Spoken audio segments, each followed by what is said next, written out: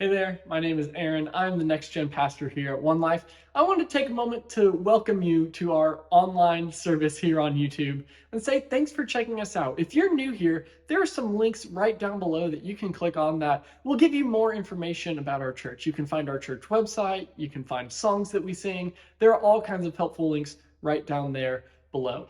I want to highlight a couple things for you. If you were to come and join our church and check us out in person at 10:30 a.m.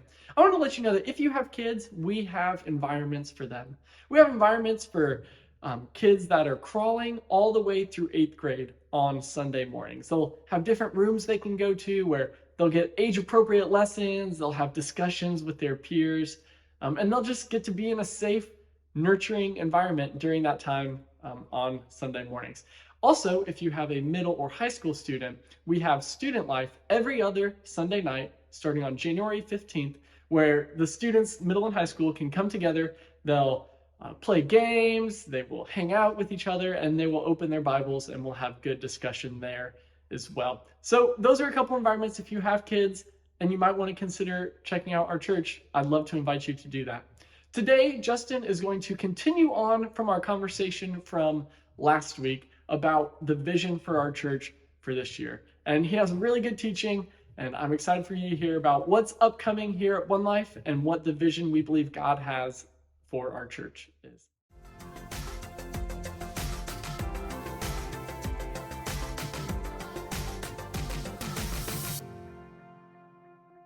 Hey friends, it is so good to be back with you. Happy New Year. It is 2023.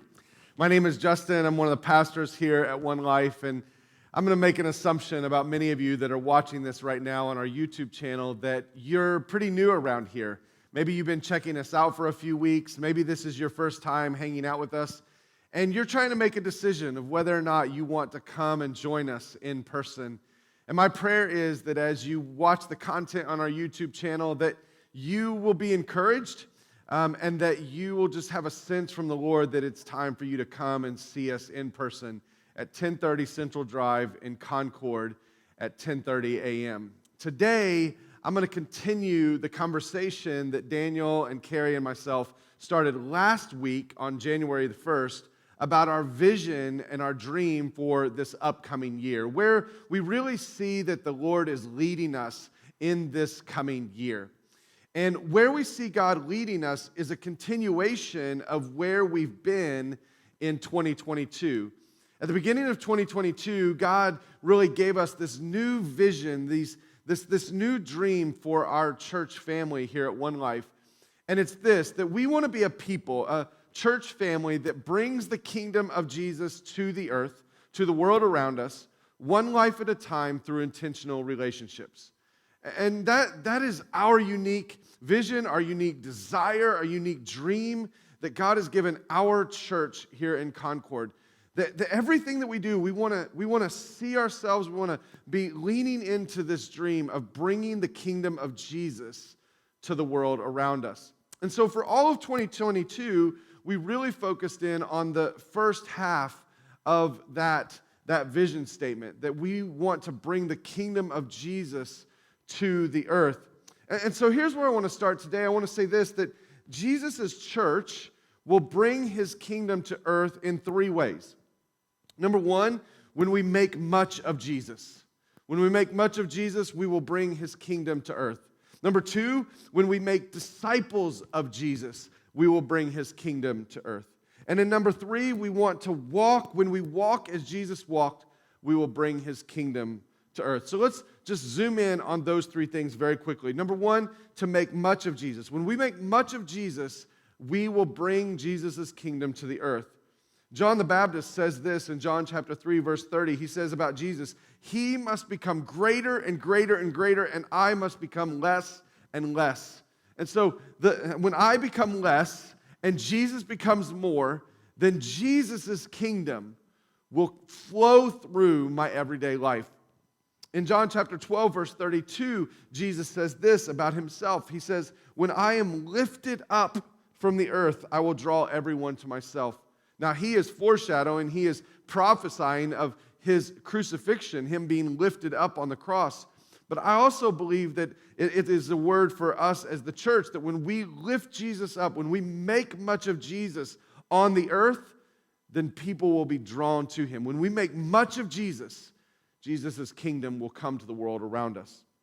The second one, to make disciples of Jesus. Jesus gives his followers this great commission in Matthew chapter 28 when he says to them and he says to us, he says, I have given you all authority in heaven and on earth.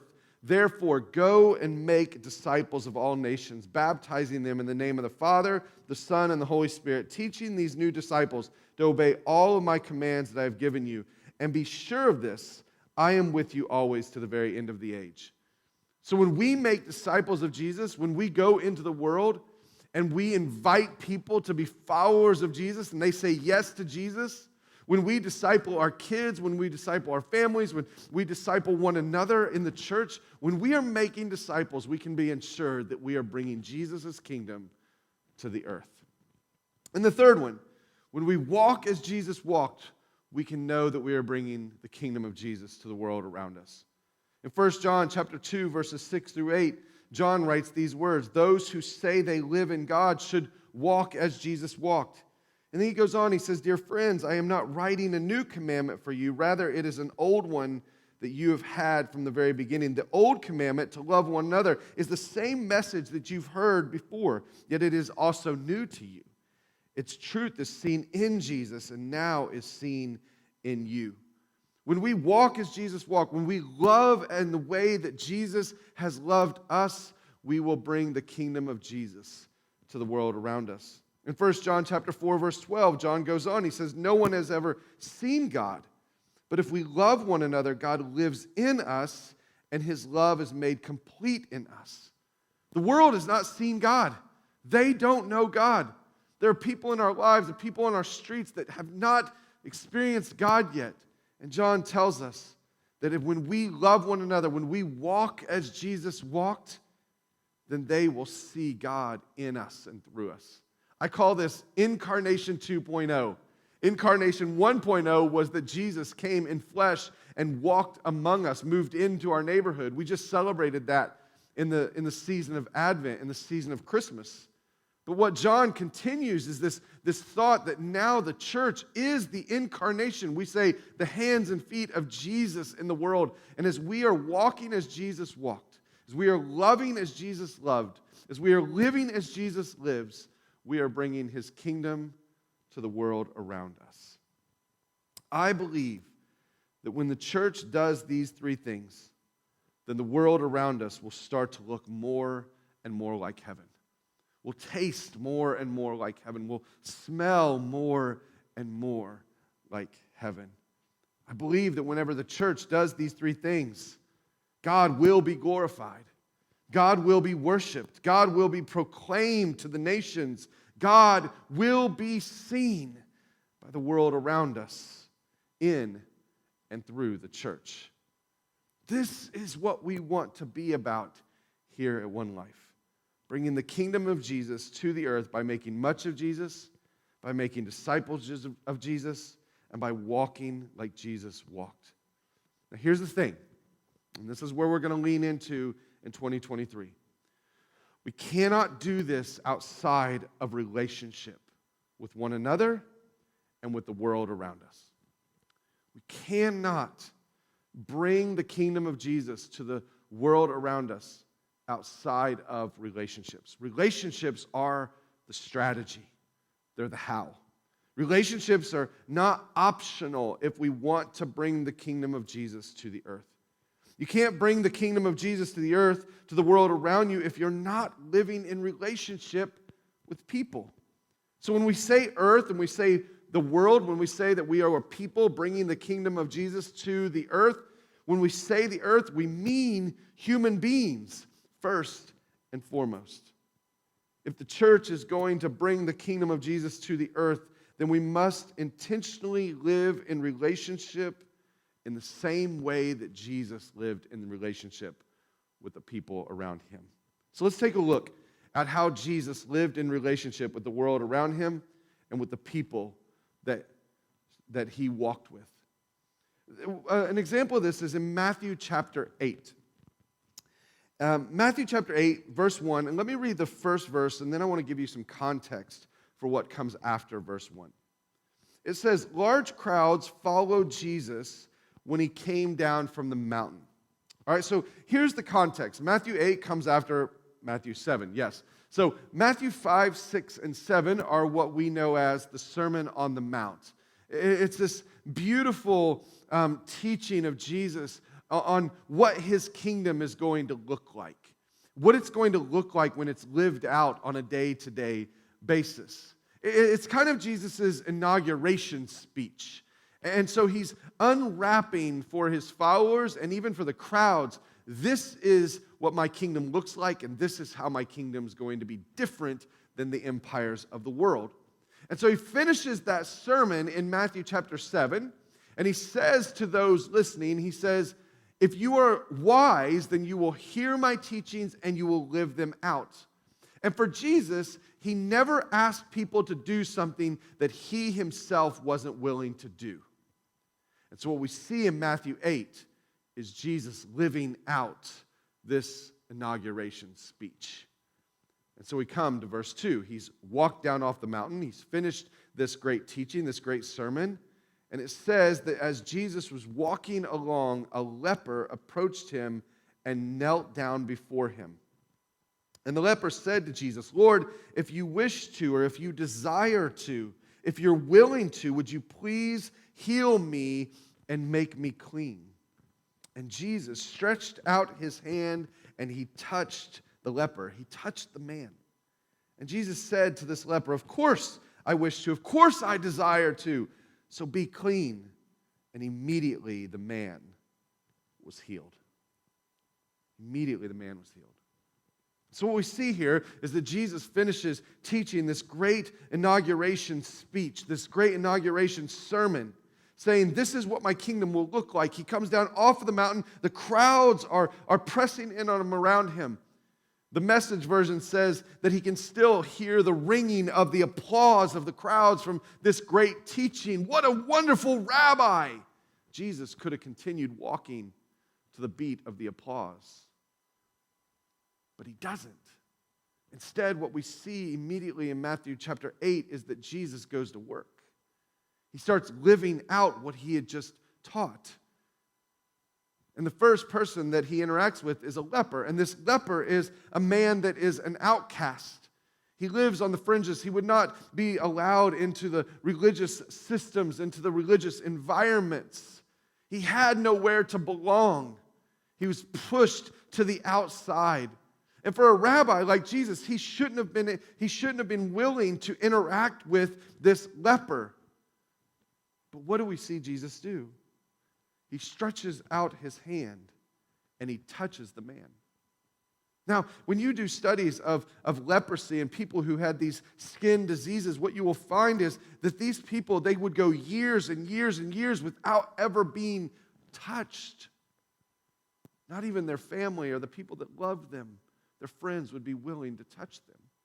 And here we have a rabbi who just earlier in the Sermon on the Mount said that he didn't come to do away with the law. And the law said you shouldn't touch someone with leprosy. So he says, I didn't come to do away with the law, but I came to fulfill the law.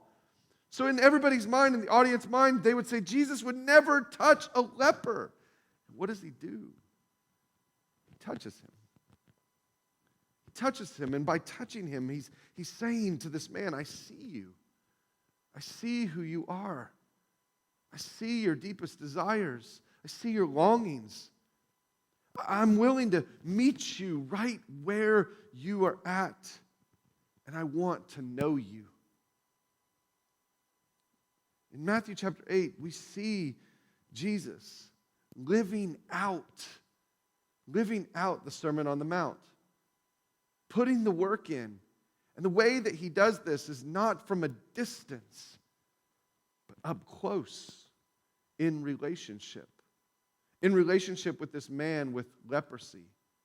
And then we see him later in Matthew 8 that he does this. He intentionally creates relationship with a Gentile, a centurion. And then we see him do this with a woman, Peter's mother-in-law, who he also heals. So these three people that for a Jewish rabbi should stay at a distance. This Jewish rabbi should keep these people at an arm's length. And what do we see Jesus do? He steps in close. He intentionally creates a relationship with them. Now, intentionally creating and living in relationship with people can be hard work. Even those that we love, even those closest to us. If you're married, you know that living in relationship with your spouse is tough. With your kids, it's hard. With your closest friends, it is hard work. And so I want to give you 6 things very quickly that will help you live in relationship with the people around you. I know it's hard work, so I just want to name that. But I think that these 6 things will help you. I know that these 6 things have helped me lean into relationship in the same way that Jesus does. Number 1, to remember that everyone is sacred. When I remember that everyone is created in the image of God, that God created them and His thumbprint is on them and He breathed His breath of life into them, it helps me to live in relationship with them. If I look at people as a pawn or an object to be used, if I look at people as something to be disposed of, something that I can easily walk away from, then relationships are even more difficult than they already are. But if I remember that every person that I interact with is an image bearer of God, they are the glory of God walking among me, walking among us. If I remember that they are sacred, it might just help me live in relationship with them. The second thing that might help us live in relationship with one another is to remember that everyone is a fractured version of their sacred self. I mean, Paul says in the book of Romans that we've all sinned and fallen short of the glory of God. We're all in the same boat. There aren't some of us that are more holy than others, some of us that are getting it more right than others. There's not some of us that sin more and some of us that sin less. There aren't some of us that are closer to God and some of us that are further away. We have all jacked this thing up. We all make mistakes. We're all a little bit of a mess. So if we could start to see one another through that lens and even see ourselves and say, look, I've got a log sticking out of my eye, and to look at that log before I look at the speck of sawdust in your eye, it might help me to extend you a little grace in our relationship. The third thing that might help us to live in relationship with one another is to remember that everyone has a story that is shaping them. Everyone has a story that's shaping them. We're all operating within a story. And that story of our childhood, our parents, our brothers and sisters, where we grew up, the church that we grew up in or the church that we didn't grow up in, the schools that we went to, the towns that we grew up in, all of those stories have played a part in making you, you, and making me, me. I know for me that if I start to understand and realize that your story has shaped you and is continuing to shape you, that I become more curious. I want to know more about your story. I recently was sitting down with a group of college guys, and it was only the second time that I got to hang out with them. And I just started asking some simple questions like, where did you grow up? Tell me your parents' names. Tell me about your brothers and sisters. Tell me about the school that you went to. Tell me about why you decided to go to the college that you're going to. And that line of thinking, just being a little curious, helped me see them as the sacred human being that they are. The next thing that would help us to live in relationship with one another and therefore offer each other more grace is to remember that everyone is in process. Everyone is a work in progress. We are all in process. None of us have arrived yet. Paul says in Philippians chapter 2, verse 12, that we are to continue to work out our salvation. Man, you are not finished yet. None of us have gotten to the finish line. If you're still breathing, go ahead and put your hand on your chest. Are you still breathing? Whew, still breathing, still kicking? Yeah, you are still in process.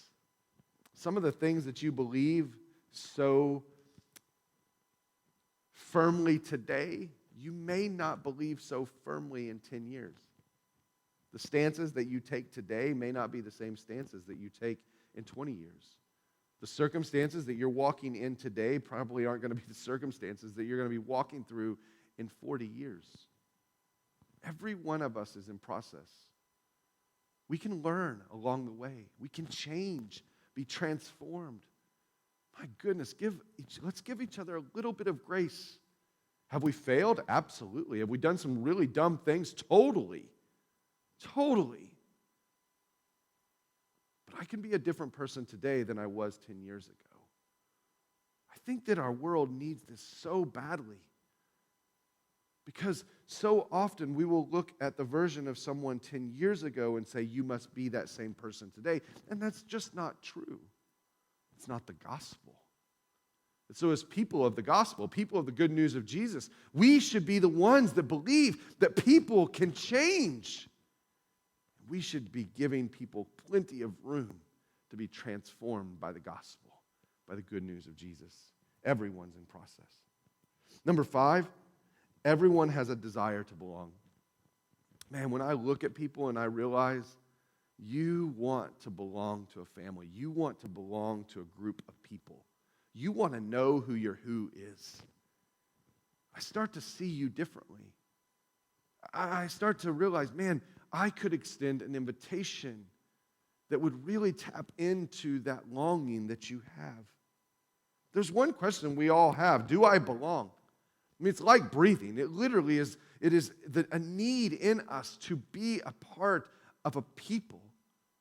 And I just feel like if we would see one another as all of us having this longing to be a part of something bigger than ourselves, then we would extend an invitation to one another for a relationship.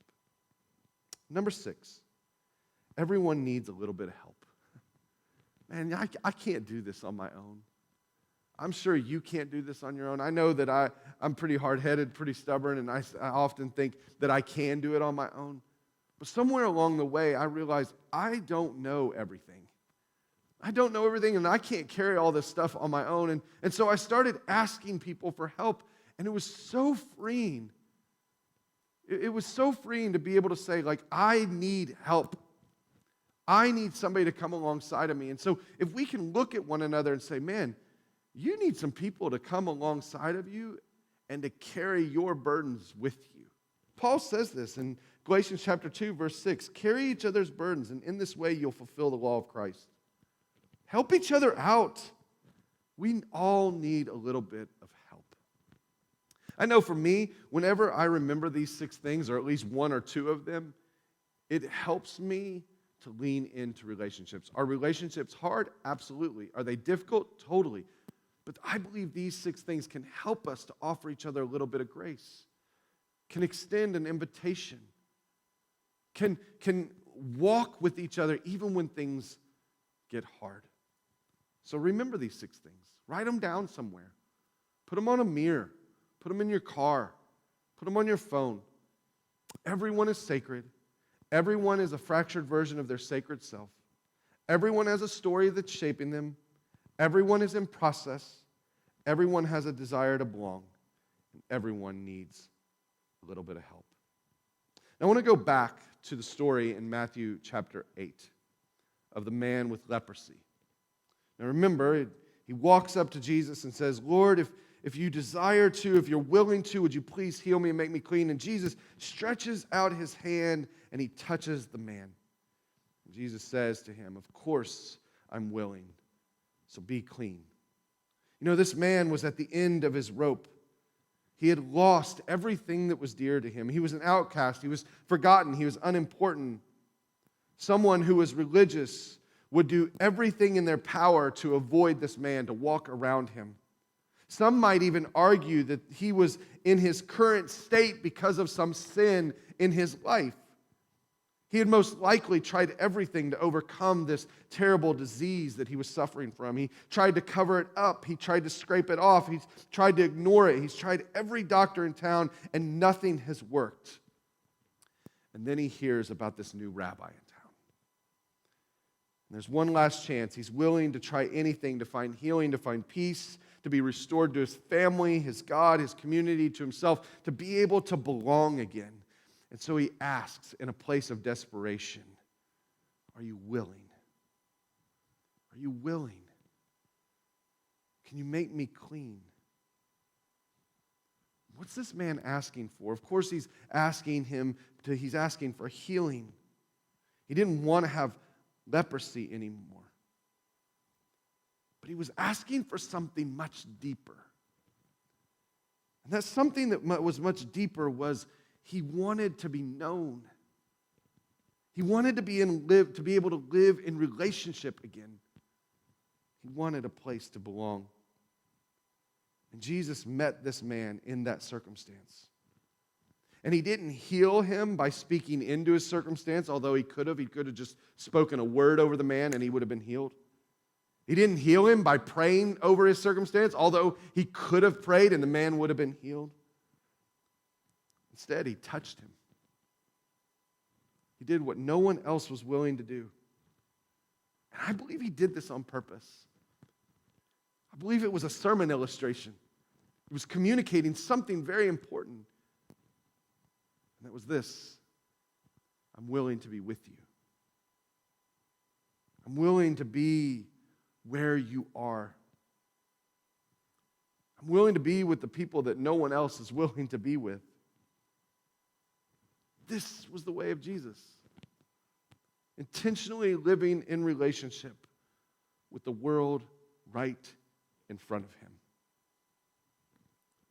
And Jesus brought the good news of God. By living in relationship, he was bringing the good news of God to the most broken places, the messed up places, the beaten down places, the pushed out places. By living in relationship with the world around him, he was declaring that the good news of God is good news for everyone. This is the way that Jesus walked, in relationship with the world around him. And as the church, we are called to walk in this same way. This is the way that Jesus lived, living in intentional relationship with the world right in front of him. And we as the church are called to live in the same way. This is the kingdom of Jesus. And as the church, we are called to bring this kingdom of relationships, of belonging, we are called to bring this kingdom to the world around us. I want to give you 3 action steps for you to put into place this week and throughout this year. Number 1, start praying that God will show you where he wants you to bring Jesus' kingdom. Where is your earth?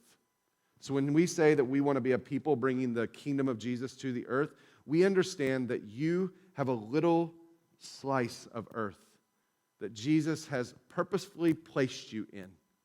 We're not talking about you changing the whole world. We're talking about you bringing the kingdom of Jesus to your little plot of earth that he has purposely set you down in. So ask him, where do you want me to bring your kingdom? Show me where that is. Number 2, start saying yes to invitations for relationships. And so if it's your neighbor inviting you over to sit in the front yard and have a conversation, if it's your neighbor inviting you over for a meal, if it's a coworker asking you if you'd like to go grab lunch, say yes. Say yes. If it's a parent of a kid on your kid's sports teams and they're asking you to hang out, say yes. Start saying yes to those invitations, believing that God is doing something in those invitations. And number 3, start inviting others into relationship. So don't just wait for somebody else to invite you, but you start initiating relationship, inviting people over to your home, inviting people to have the experiences that you're having with your family. Don't do it by yourself. Invite somebody else to come along with you. I see these three action steps in the story of Jesus eating with a guy named Levi, who later would become Matthew, who later would become the author of the gospel according to Matthew. In Mark chapter 2, verses 13 through 17, it says that Jesus went again to walk alongside the lake. He's walking. Again, a crowd came to Jesus and he taught them. And as Jesus was walking along, he saw a guy named Levi, also called Matthew. And Matthew was working at his tax collector booth. And Jesus said to Matthew, "Come and walk with me." And Matthew followed him. Later, Jesus and his disciples were at Levi's home having supper with a collection of disreputable guests, a bunch of people they weren't supposed to be hanging out with.